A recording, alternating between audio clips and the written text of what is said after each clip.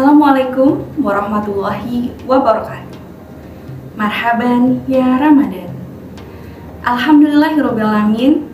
Jumpa lagi dengan saya, Atha Anggraini, Analis Humas Inspektorat Jenderal Kementerian Agama Republik Indonesia pada program Oase Ramadan. Ramadan berkualitas, perkuat integritas. Sobat Itjen, selama beberapa menit ke depan saya akan menemani Anda dalam program Oase Ramadan yang akan menemani jelang buka puasa dengan tausiah yang menghadirkan narasumber sekaligus tema yang sangat menarik. Tetap saksikan di channel YouTube Itjen Kemenak. Selamat menyaksikan. Assalamualaikum warahmatullahi wabarakatuh. Alhamdulillahirabbil alamin. Al-hadi ila siratihil mustaqim. Wassalatu wassalamu ala khatamin nabiyyin, khatamil anbiya wal mursalin, sayyidina wa habibina wa syafi'ina wa qudwatina wa maulana Muhammadin wa ala alihi wa sahbihi wa tabi'in wa tabi'it tabi'in wa man tabi'ahum bi ihsan ila yaumiddin. Amma ba'du. Para pemirsa Oase Ramadan yang dirahmati Allah Subhanahu wa taala, puji syukur kita panjatkan kepada Allah Subhanahu wa taala atas nikmat dan anugerahnya kita diberikan nikmat panjang umur, nikmat sehat wal afiat, sehingga kita bisa bertemu, bertatap muka melalui media virtual, dan kita bisa mendapatkan Ramadan tahun ini dalam keadaan sehat wal afiat. Mudah-mudahan ibadah puasa kita pada tahun ini diberikan derajat yang mulia oleh Allah Subhanahu wa taala. Amin ya rabbal alamin. Para pemirsa Oase Ramadan yang dirahmati Allah Subhanahu wa taala, kita semua punya cita-cita, keinginan agar kita nanti kelak mendapatkan surga Allah Subhanahu wa taala.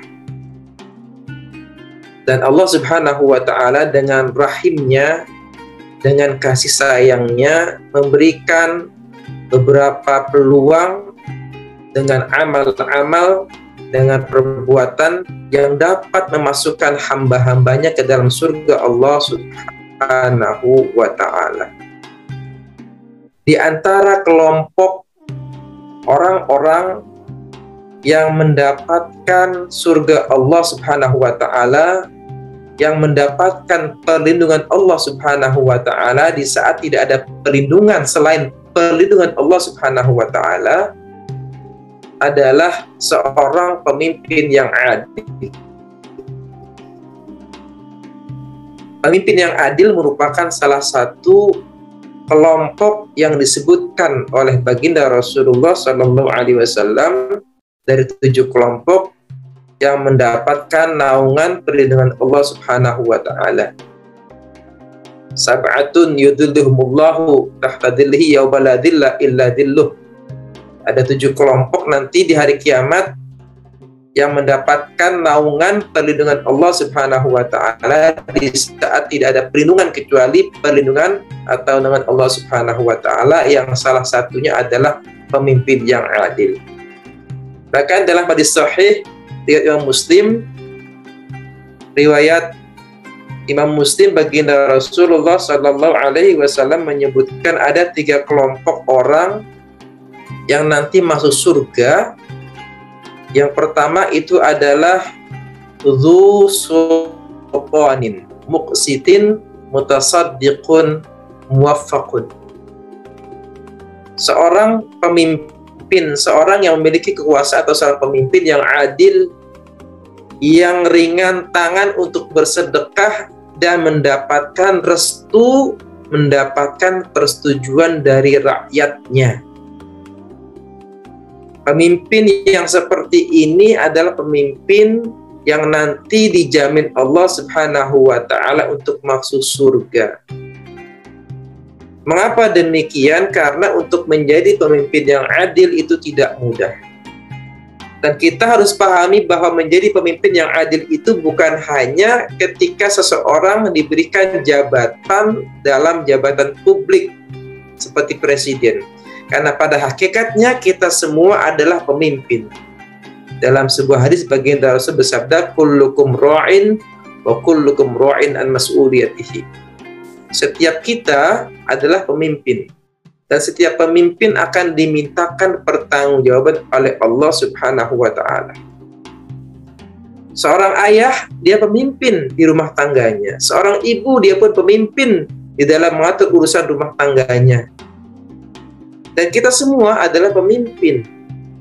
Dan pemimpin yang diridhokan surga, pemimpin yang akan masuk surga adalah pemimpin yang adil.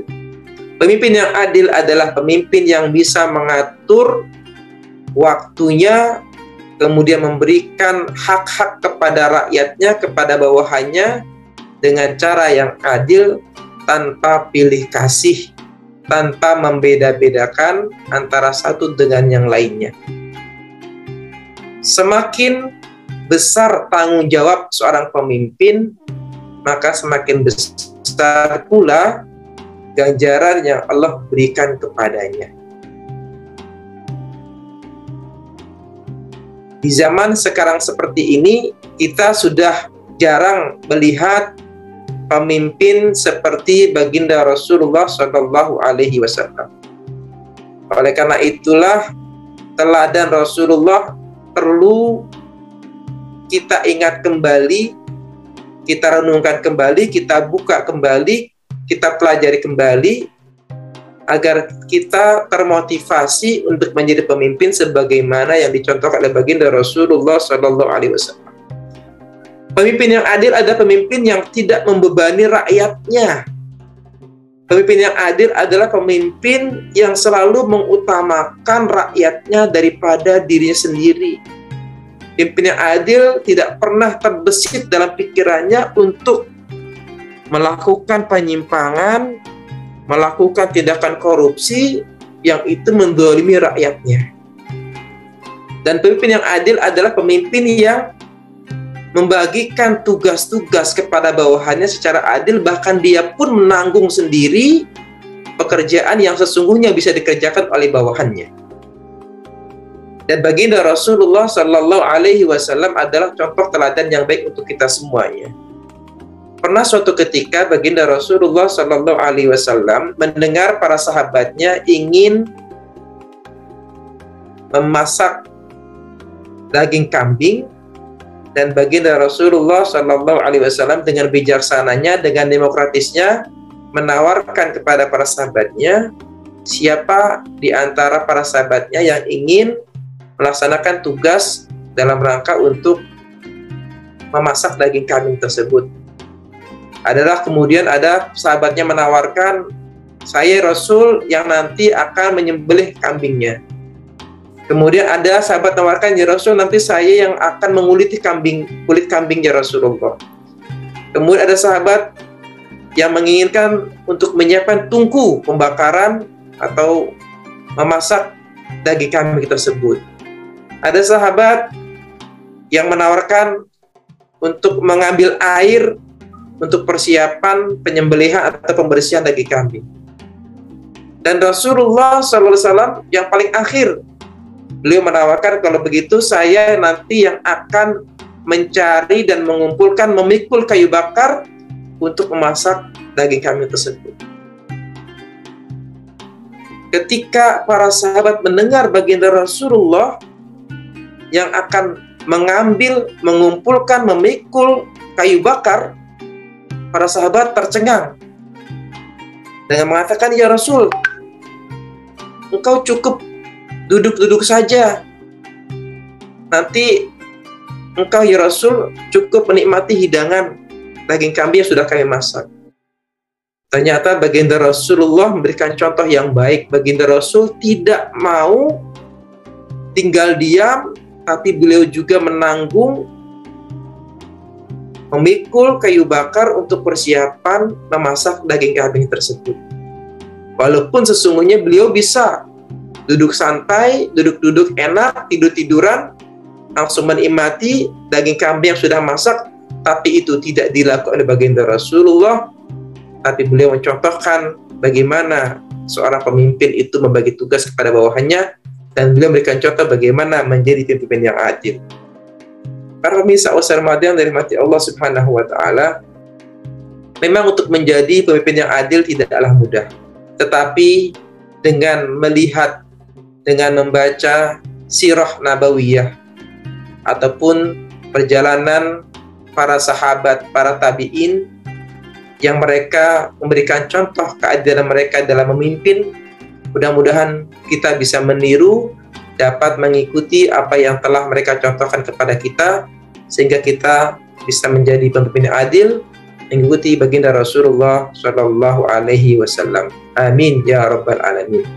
Hadirin pemirsa Ramadan yang dirahmati Allah Subhanahu Wa Taala, inilah sekedar yang dapat kami sampaikan.